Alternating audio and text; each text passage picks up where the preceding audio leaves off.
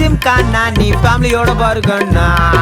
Set host pant ready இப்ப கெஸ்டோட பரப்பண்ணா. அம்மா என் phone எங்க இருக்கேடு வாங்குங்கப்பா. அப்பா லாக் ஓபன் பண்ணுங்க. இரு. சரி கொடுங்கப்பா.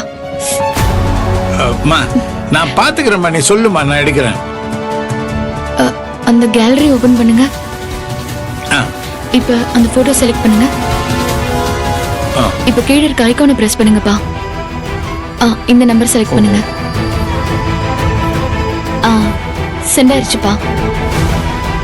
ஏமா நீ ஏமா இன்னும் முத்துமட்டியோட பேச்சுவார்த்தையிலே இருக்க? அவன் தான் உன் அக்கா வேண்டான்னு சொல்லிட்டு போயிட்டான்ல. அவன் வேற யாரோ ஒரு பொண்ணை லவ் பண்ணிட்டு இருக்கேன்னு சொன்னா. அப்பா மாமா மேல எல்லாம் தப்பு இல்ல, அதுக்கு காரணம் நான் தான். அத பத்திலாம் இப்ப பேச வேண்டாம்ப்பா, நேரம் வரும்போது நானே சொல்றேனே. சரி. என்னடி ஆகும்? அம்மா மாமா போய் தடுத்துருவாரு, நீ தைரியமா இரு.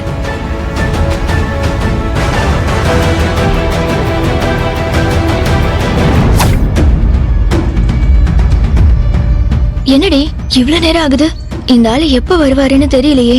கேக்குறதுக்கு தானே வந்திருக்கோம், வெயிட் பண்ணுவோம்.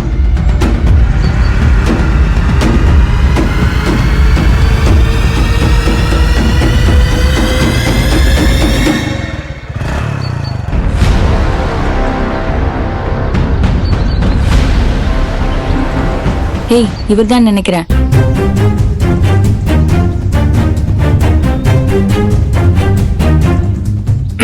மாடசாமி என்ன?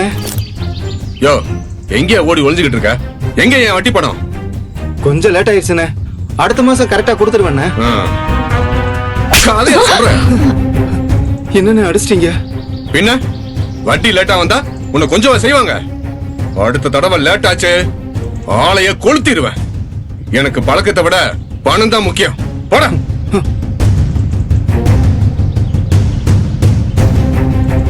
அண்ணே வணக்கம். வணக்கம். வாசல்ல நிக்கிறது உங்க வண்டியா? ஆமா, நான் சென்னையில இருந்து வரேன். அப்படியா? என்ன விஷயம்? எனக்கு உங்க மூலமா இந்த ஊர்ல இருந்து ஒருத்தரை பத்தி தகவல் தெரியணும். இந்த ஊர்லயே உங்களுக்கு மட்டும்தான் எல்லாரையும் தெரியும்னு பேசிக்கிறாங்க. அது உண்மைதான். ஏதோ கல்யாணத்துக்கு பணம் வேணும்னு சொன்னீங்க. ஏய் சும்மா இருநீ, நீங்க சொல்லுங்க. ஒரு நிமிஷம். இதோ இவரை பத்தி தான் தெரியணும். இவரா? ஆமா, இவர் யாரு? ஏன் இவரை பத்தி சென்னையில இருந்து வண்டி போட்டு வந்து விசாரிக்கிறீங்க? அத நான் கடைசியா சொல்றேனே, இவர் யாருன்னு மட்டும் சொல்றீங்களா? இவரு இந்த ஊரு எக்ஸ் சேர்மன் வரதன். ஒரு நிமிஷம் போன் கொடுங்க.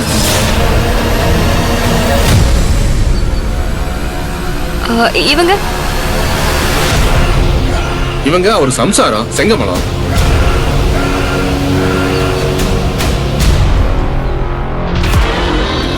இது இது வரதனோட பொண்ணு தேவி.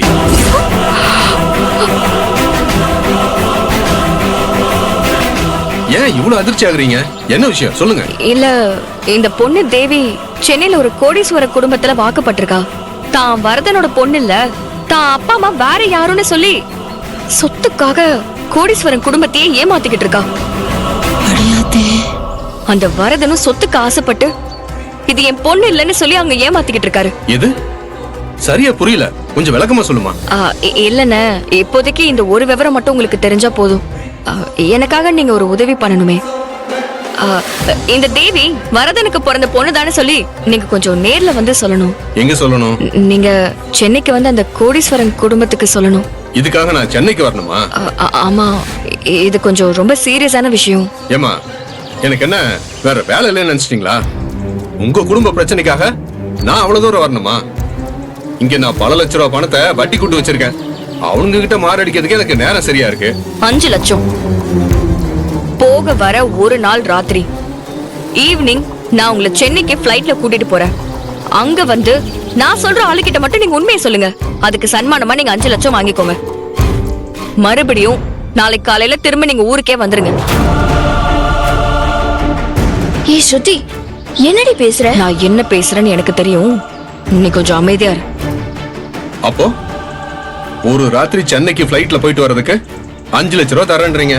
ஆமா உங்களை எப்படி நான் நம்புறது? அண்ணே, சென்னைக்கு வந்து எங்க அரண்மனையை பாருங்க. நாங்க கோடீஸ்வரன் குடும்பம். 5 லட்சம்லாம் எங்களுக்கு ஒரு நாள் செலவு. நீங்க அதை நம்பிதான் ஆகணும். இங்க இருங்க, கிளம்பி போங்க.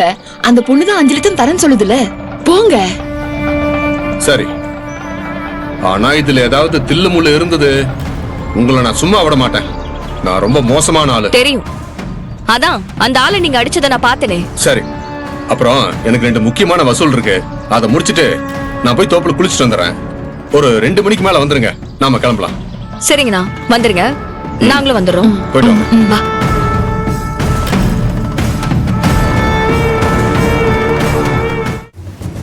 ஏய் ஸ்ருதி, நீ செஞ்சது கரெக்டா? இதுக்கு போய் உங்க அத்தை 5 லட்சம் பணம் தருவாங்களா? அத்தை தரலனாலும் நானே தருவேன். அந்த தேவிய ஒழிச்சு கட்ட இது ரொம்ப சின்ன தொகை தான். ஏடி, இந்த பணத்தை கொண்டு போய் பீரோல வச்சுட்டு துண்டு எடுத்துட்டு வா. இந்த வாரேன்.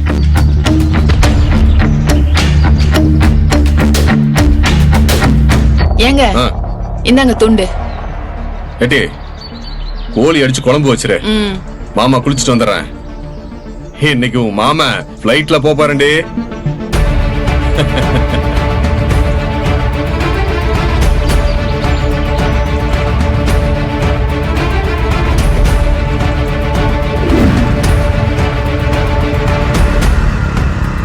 சாயங்காலம் கிளம்புற வரைக்கும் நம்ம என்ன பண்றது?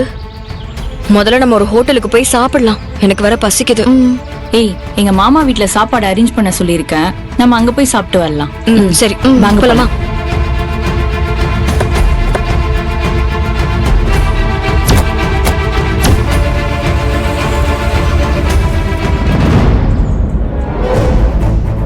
மடி, இந்நேரம் ஸ்ருதி ஊருக்குள்ள போய் விசாரிச்சிருப்பாளா? ஊர்ல வேற யாராவது வந்து ஸ்ருதி கிட்ட எல்லா உண்மையும் சொல்லியிருப்பாங்களா? தெரியலையேப்பா.